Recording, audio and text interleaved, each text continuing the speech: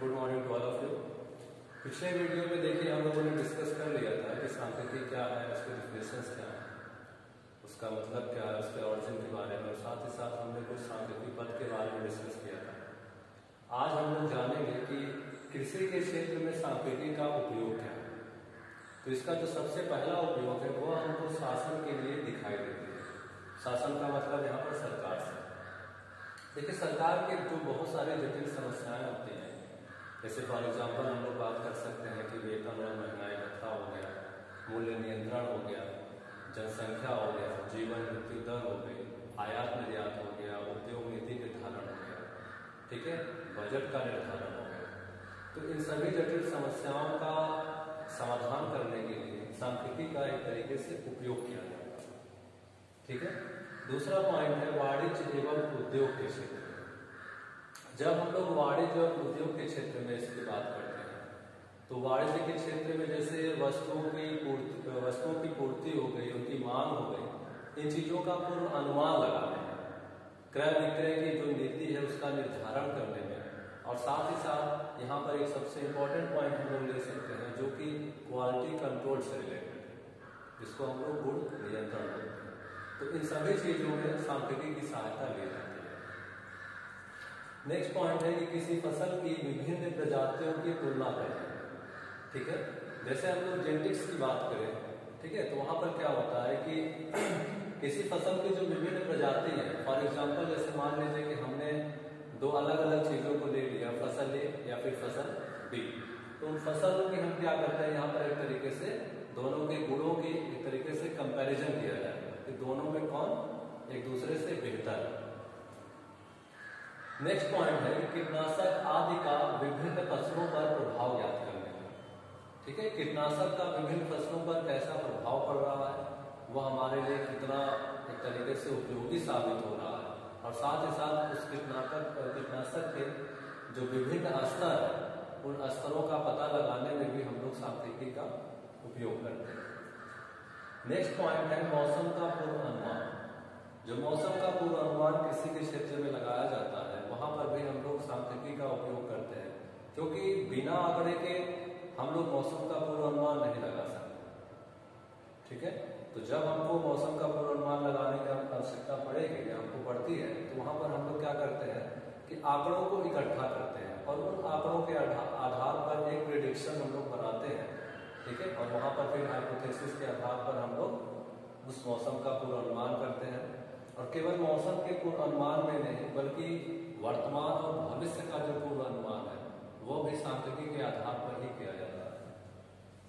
Next point है जटिल को सरल बनाने, ठीक है। जितनी भी जटिल क्रियाएं होती हैं उन जटिल क्रियाओं को आंकड़ों के माध्यम से हम लोग क्या करते हैं, सरल क्रियाओं में कन्वर्ट कर लेते हैं। सातवां है दवाओं के सार्थकता का परीक्षण। यहाँ पर जो दवाओं के सार्थकता का परीक्षण है वह हम लोग मनुष्य और पशु दोनों पर देख सकते हैं कि किसी भी दवा का परीक्षण किसी भी मनुष्य और जानवर पर किस तरीके से पड़ रहा है, या फिर वह दवा उनके लिए कितनी सार्थक है, कितना उपयोगी सिद्ध हो रहा है। नेक्स्ट पॉइंट है कि विभिन्न लक्षणों के आधार पर किसी बीमारी को पहचानना, ठीक है। जो भी बीमारी होती है उस बीमारी से मतलब वहां पर हम लोग क्या करते हैं कि उसका लगातार ऑब्जर्वेशन करते हैं। ऑब्जर्वेशन करके हम उन आंकड़ों को इकट्ठा करते हैं और फिर उन आंकड़ों के आधार पर हम क्या करते हैं, निष्कर्ष निकालते हैं, ठीक है। तो जो भी बीमारी होगी तो उस बीमारी का जो भी लक्षण हमको दिखाई देगा उन लक्षणों के आधार पर हम उस बीमारी की पहचान कर लेते हैं। इसके साथ साथ किसी बीमारी के मुख्य लक्षण को भी यहाँ पर ज्ञात किया जाता है, ठीक है। कोई भी बीमारी होगी तो उस बीमारी के मुख्य लक्षण को हम लोग क्या करेंगे, आंकड़ों के माध्यम से देखेंगे, ठीक है। मतलब हम लगातार उसका ऑब्जर्वेशन करेंगे, एक सीरीज पूरी बनाते चलेंगे कि इसमें कौन कौन से लक्षण हमको दिखाई दे रहे हैं, क्या क्या चीजें हो रही हैं। उस आधार पर उन आंकड़ों के आधार पर हम उसको एनालाइज कर लेते हैं कि अच्छा ये बीमारी किस चीज से संबंधित है। जैसे फॉर एग्जाम्पल अभी हम लोग हाल ही में कोविड-19 का केस लेकर देख सकते हैं, ठीक है, कि शुरू में मतलब बहुत सारी चीजें इसमें बहुत चीजें बताई गई, लेकिन फिर धीरे धीरे इसको सही रूप में एनालाइज जब किया गया तो फिर बताया गया कि इसके सही लक्षण एक्चुअल में है क्या, और इन लक्षणों के आधार पर हम लोग कोविड-19 की पहचान कर सकते हैं।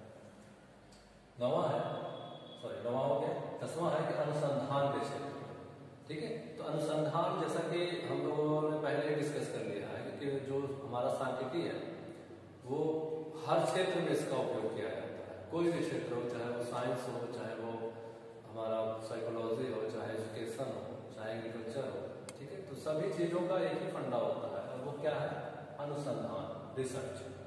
तो रिसर्च के क्षेत्र में हम लोग सांख्यिकी का सबसे ज्यादा उपयोग करते हैं। नेक्स्ट पॉइंट है कि संकर प्रजाति को विकसित करते हैं, ठीक है। और अनुसंधान का ही देखिए एक पार्ट है हमारा, वो क्या है? हाइब्रिडाइजेशन, संकर प्रजाति। तो संकर प्रजाति जो भी पौधों का विकसित किया जाता है उसके लिए हम लोग क्या करते हैं? अनुसंधान के द्वारा या फिर उस चीज पर हम अनुसंधान रिसर्च करते हैं। रिसर्च के आधार पर हमको जो आंकड़े उपलब्ध होते हैं उन आंकड़ों का उपयोग करके, ठीक है, हम क्या करते हैं? एक संकर प्रजाति को विकसित करते हैं। और 12वां पॉइंट है, लास्ट पॉइंट है कि नियोजन के क्षेत्र में, ठीक है, इसका जो सबसे उपयोग किया जाता है एक तरीके से हम कह सकते हैं कि वो नियोजन के क्षेत्र में किया जाएगा। मतलब जो भी जटिल क्रियाएं होंगी या फिर हम कह सकते हैं कि जो भी विकास होगा उस विकास को सही तरीके से करने के लिए हमको सांख्यिकी की आवश्यकता पड़ती है। ओके।